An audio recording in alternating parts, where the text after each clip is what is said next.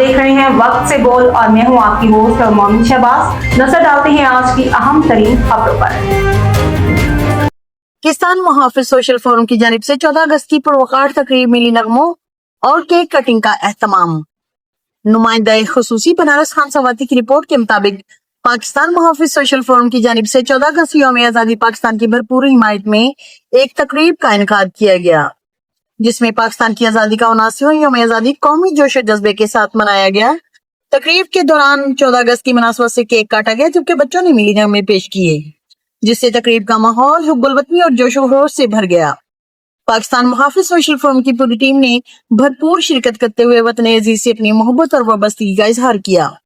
इस मौका पर प्रोफेसर सर अनवर ने पाकिस्तान मुहाफिज सोशल फोरम की पूरी टीम को खुसूसी दावत देकर इज्जत अफजाई की।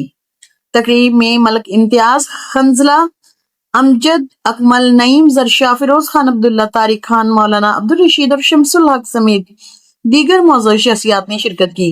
मुकर्रीन ने खिताब करते हुए कहा कि आज़ादी अल्लाह ताला की अजीम नेमत है।